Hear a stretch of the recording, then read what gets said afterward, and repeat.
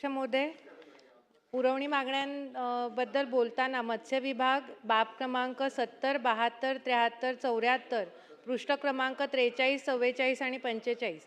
अध्यक्ष महोदय, सर्वप्रथम मला मत्स्य विभाग मंत्री सन्माननीय नितेशजी राणे आणि मुख्यमंत्री सन्माननीय देवेंद्रजी फडणवीस यांचे आभार मानायचे आहेत की मुख्यमंत्री मत्स्य संपदा योजनेअंतर्गत त्यांनी भरीव निधीची तरतूद केलेली आहे।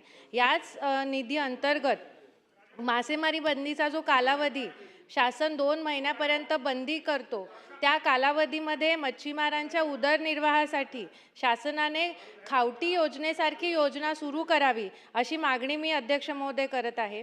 तसंच माझ्या मतदारसंघातील लागे बंदर येथे 2 जेट्टींना जोडणारा रस्ता, मासळी उतरवण्याचे केंद्र उभारण्याचा 20 कोटींचा प्रस्ताव शासनास सादर केलेला आहे। त्यास प्रशासकीय मान्यता देऊन निधी देण्याची मागणी मी शासनाकडे करत आहे। तसंच अध्यक्ष महोदय, वसईमध्ये अत्याधुनिक मत्स्य प्रशिक्षण केंद्राचा प्रस्तावही शासनाकडे गेलेला आहे। जागा निश्चित झालेली आहे, त्यासाठी निधी मंजूर करावा। अध्यक्ष महोदय, 1च मिनिट झालेले आहे अध्यक्ष महोदय। अध्यक्ष महोदय, याच योजनेअंतर्गत पालिका तेथे मत्स्य बाजार या योजनेअंतर्गत पापडी, पारनाका, माणिकपूर, नायगाव, होळी, पाचूबंदर, अर्नाळा येथे मत्स्य बाजारांची निर्मिती करावी अध्यक्ष महोदय।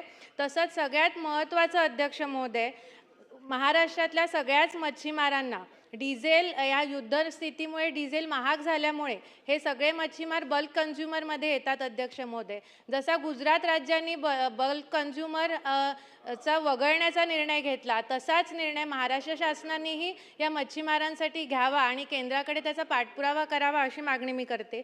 अध्यक्ष महोदय, शेवटची सार्वजनिक विभागाची मागणी बाब क्रमांक 223 आणि पृष्ठ क्रमांक 145, वसई नवघर येथे 100 खाटांचं रुग्णालय 2014 मध्ये त्याला मंजुरी मिळालेली आहे, परंतु अजूनपर्यंत ती लाल फितीमध्येच अडकून राहिलेलं आहे रुग्णालय। ह्याच्या 106 कोटींच्या प्रस्तावाला मंजुरी देऊन, विशेष बाब म्हणून या प्रस्तावाला मंजुरी देऊन लवकरात लवकर हे रुग्णालयाचं काम सुरू करावं अशी मी विनंती करते अध्यक्ष महोदय। धन्यवाद।